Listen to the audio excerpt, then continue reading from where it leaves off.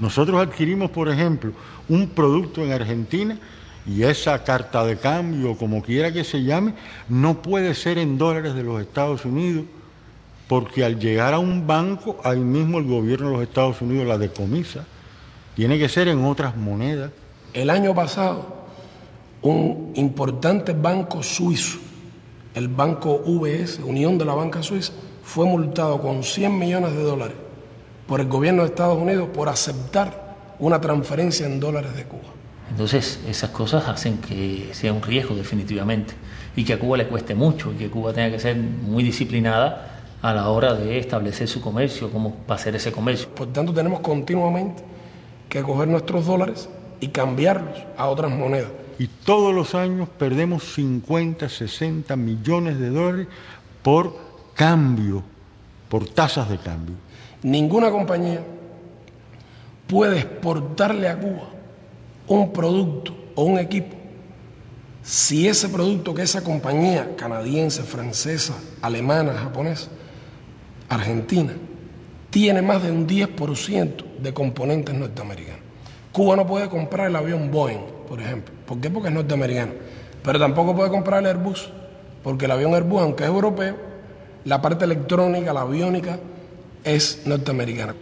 Todas las embajadas norteamericanas tienen dentro de su misión extenderle cartas a las compañías de esos países que comercian con Cuba y advertirles además de las sanciones a las que se arriesgan y amenazarlos además que en caso de una Cuba sin Castro y sin socialismo quedarían fuera de la repartición del pastel. La empresa Mercedes-Benz en Alemania o la Mitsubishi en Japón tienen que demostrarle al gobierno de Estados Unidos que el automóvil que intentan exportar a Estados Unidos en los metales con los que fue construido no contienen níquel cubano. Y hay unos inspectores del gobierno de Estados Unidos que van a las fábricas, revisan los contratos, averiguan dónde usted compró el acero inoxidable con el que empleó para este automóvil. En una empresa en Australia, van entonces a Australia y revisan si la empresa australiana que fabricó el acero inoxidable usa níquel cubano. Y cuando usted le están diciendo que va a ser condenado, que no se le va a poder permitir vender en Estados Unidos, que sus ejecutivos no van a poder entrar en Estados Unidos, que los hijos de sus ejecutivos no van a poder entrar en Estados Unidos, pues definitivamente para un presidente de una compañía tiene que pensar esas decisiones. Así que el bloqueo es toda una madeja, es una guerra económica que no puede verse solo como un tema bilateral entre Cuba y Estados Unidos, que ya si fuera eso era grave, pero es que el bloqueo se aplica de manera extraterritorial. Por eso Cuba no pertenece al fondo, por eso Cuba no pertenece al Banco Mundial. Hay además órdenes explícitas a los funcionarios del fondo y del banco, que son instituciones que se rigen además por la cuota de participación de los países, y en ambos Estados Unidos tiene la mayor cuota, de que no se aprueban fondos ni programas para Cuba. El año pasado, el Banco Interamericano de Desarrollo prestó en América Latina en condiciones concesionales $9.000 millones. Sin embargo, no le puede prestar ni $1 a Cuba. Eso está prohibido, absolutamente prohibido. No se puede discutir y de hecho no se discute. Si Cuba hubiera recibido solo un 1% de ese dinero, habría recibido 90 millones. ¿Cuánto haríamos nosotros con 90 millones en materia de reparación de hospitales o construcción de carreteras o mejoría en el acceso a agua potable de nuestra población? Así que Cuba solo puede pedir crédito a otras instancias, créditos más caros, más costosos.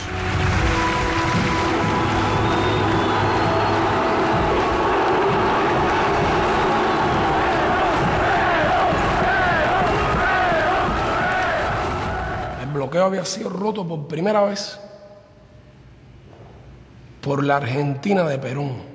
Ya desde la época en que es Cámpora el presidente, se firman acuerdos muy importantes y se establece un gran impulso a las relaciones bilaterales entre Argentina y Cuba.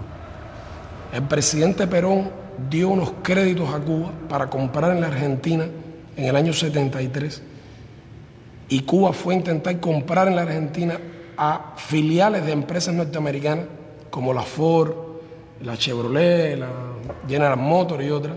No se podía hacer Nadie podía venderle nada a Cuba, y mucho menos con asociados a empresas norteamericanas. Y Perón dijo que las nacionalizaba si no le vendían a Cuba. Estados Unidos se vio obligado a establecer esa excepción. Y vinieron para Cuba automóviles por primera y única vez en nuestra historia después de la Revolución, marca Chevrolet, marca Ford, equipos de refrigeración Frigidaire, equipamiento que se fabricaba por obreros argentinos con materias primas argentinas en la Argentina. Eso funcionó hasta la ley Torricelli. El señor Torricelli es el que pone fin a ese comercio con las subsidiarias radicadas en el exterior. Aquellos países en los cuales están asentadas esas subsidiarias, que aceptan que esas subsidiarias se rijan por legislaciones de los Estados Unidos aplicadas extraterritorialmente, en la práctica que están haciendo, están cediendo soberanía. Ese aspecto de la ley Torricelli y el otro aspecto, la prohibición a los barcos que participen en el comercio con Cuba, la prohibición a esos barcos a entrar a puertos norteamericanos. ¿Qué efecto tiene eso para Cuba? Que las compañías navieras no quieren enviar sus buques a Cuba. Hace muy poco hubo un contenedor de jugos naturales cubanos hacia Japón que salía en un banco y fue decomisado totalmente porque tocó un puerto en donde el barco podía ser decomisado.